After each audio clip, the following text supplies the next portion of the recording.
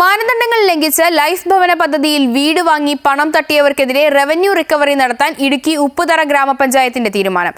Kattappana block panchayat president, Congress മണ്ഡലം president എന്നിവർ ഉൾപ്പെടെ 27 പേർക്കെതിരെ റവന്യൂ റിക്കവറി നടത്തി സർക്കാരിന് നഷ്ടമായ തുക തിരിച്ചുപിടിക്കാനാണ് തീരുമാനം. ഉപ്പുതറ ഗ്രാമപഞ്ചായത്തിലെ ലൈഫ് ഭവന പദ്ധതിയിൽ മാനദണ്ഡങ്ങൾ ലംഘിച്ച് വീട് വാങ്ങി പണം തട്ടിയവർക്കെതിരെ റവന്യൂ റിക്കവറി നടത്താൻ പഞ്ചായത്ത് കമ്മിറ്റി തീരുമാനിച്ചു. ഇന്റേണൽ വിജിലൻസ് വിഭാഗം അന്വേഷണം ഊർജിതമാക്കിയതോടെ അടിയന്തര പഞ്ചായത്ത് കമ്മിറ്റി ചേർന്നാണ് തീരുമാനമെടുത്തത്. കട്ടപ്പന ബ്ലോക്ക് പഞ്ചായത്ത് പ്രസിഡന്റ്, കോൺഗ്രസ് മണ്ഡലം കമ്മിറ്റി പ്രസിഡന്റ് എന്നിവർ ഉൾപ്പെടെ 27 പേർക്കെതിരെയാണ് നടപടി. അടിയന്തരമായി പണം ഈടാക്കാൻ പഞ്ചായത്ത് സെക്രട്ടറിയെ കമ്മിറ്റി ചുമതലപ്പെടുത്തി.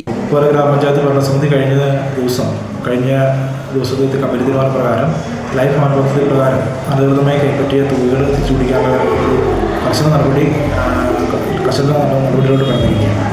ഏക്കർ കണക്കിന് ഭൂമിയുള്ളവരും 2-3 വാഹനങ്ങളുള്ളവരും വാസയോഗ്യമായ വീടുള്ളവരും അനധികൃതമായി പദ്ധതിയിൽ നിന്ന് പണം സ്വന്തമാക്കി. ലൈഫ് പദ്ധതിയിൽ പണിത വീട് 1 വർഷം തികയും മുമ്പ് 3 ഇരട്ടി വിലയ്ക്ക് വിറ്റവരുമുണ്ട്. LDF നേതൃത്വത്തിലുള്ള കഴിഞ്ഞ ഭരണസമിതിയുടെ കാലത്താണ് സർക്കാർ പണം ദുരുപയോഗം ചെയ്തത്. വാസയോഗ്യമായ വീട് വയ്ക്കാൻ സ്വന്തമായി പണമില്ലാത്ത 100 കണക്കിന് പാവങ്ങൾ പുറത്തു നിൽക്കുമ്പോഴാണ് അനർഹരായവർ ഗുണഭോക്തൃ പട്ടികയിൽ കടന്നുകൂടിയത്. ഇതുവരെയുള്ള കണക്ക് പ്രകാരം സർക്കാരിന് 1,14,75,000 രൂപ നഷ്ടമായിട്ടുണ്ട്. ഈ തുക 18% പലിശയോടെ തിരിച്ചുപിടിക്കാനാണ് വിജിലൻസ് തീരുമാനം. അമൃത ന്യൂസ്, ഇടുക്കി.